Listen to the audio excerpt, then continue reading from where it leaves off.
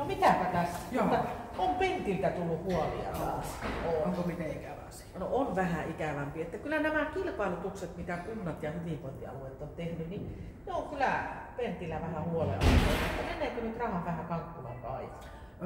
Mä tunnistan tuon Pentin huolen, koska minuthan itse on yksityistetty kaupunki. Ja nythän on näitä Teklin katutuotanto yksityistettiin, niin kyllä täytyy sanoa, että yksi asia, mitä kaupunki ei osaa, on yksityistäminen.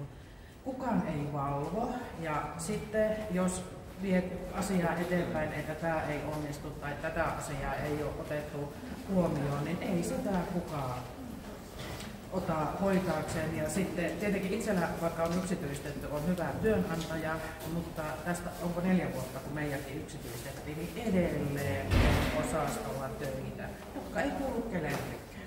Niitä ei ole ostettu, eikä niitä tee kukaan. Eli huomattavasti paljon enemmän pitäisi ottaa kunnalla huomioon. Tai ottaa niitä työntekijöitä mukaan niihin neuvotteluihin, että mitä pitää ottaa huomioon.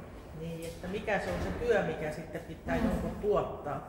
Sehän pitää osata kuvata tosi tarkasti. Että kyllähän nyt mä itse mietin tätä lastensuojelun puolelta, että kuinka paljon siinä mentiin mettään, kun alettiin tekemään isoja kilpailutuksia, ajettiin omat kuntien laitokset, silloin lastensuojelulaitokset alas ja nämä isot terveysjätit otti nämä haltuun ympäri Suomea melkeinpä tämän lastensuojelun ja ne pyöritti vähän aikaa aika pienellä voitolla tai ehkä vähän miinuksellakin ja hinnat laski tosi alas ja kunnat ajoi omat laitokset alas ja hyvinvointialueet omat alas ja sitten todettiinkin, että oho, nyt ne hinnat alkaa olemaan näillä terveysjäteillä niin korkeita, että ei me näitä pystytä enää ostamaankaan. Ja sitten nyt aletaan perustaa takaisin sitten omia, mutta siinä hävisi ne pienet, tehokkaat, hyvät niin kuin lastensuojelulaitokset kaikki koko maasta ja alettiin tuottaa massatuotantoa.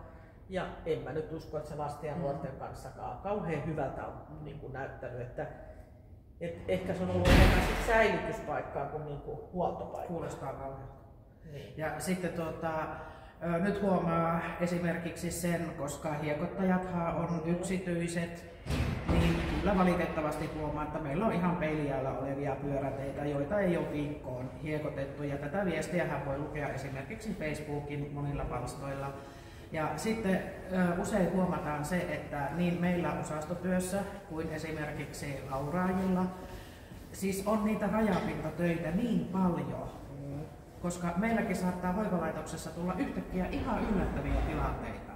Sitten mietitään, että niin kuka tämän tekee. Tätä ei ole ostettu, ei ole huomioitu ollenkaan.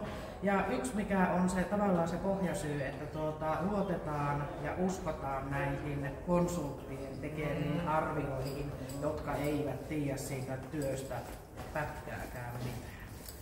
Niin kuin silloin tämä yksi konsultti ehdotti, mikä paikkakunta se oli, että kun lasketaan uimahallissa veden lämpötilaa, niin säästetään satoja tuhansia.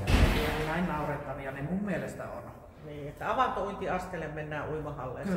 Kyllä Pentin huoli on oikein, että kyllä munkin on Pentille terveisiä. Hyvä kysymys. Hyvä kysymys ja kyllä mun on todettava, että meilläkin välillä miettii sitä, kun hiekotetaan sen munkin kotikatu, niin keskeltä tietä hiekotetaan. Että missä ne jalankulkijat kulkee sitten, että pitääkö jalankulkijoidenkin siirtyä siihen keskelle tietä, kun ajetaan vaan nopealla, hirveällä kyydillä nopeasti yksi siihen vai viiva siitä hiekkaa ja sitten ei ajatella yhtään, että missä me jalalla kulkijat mennään. Aivan totta.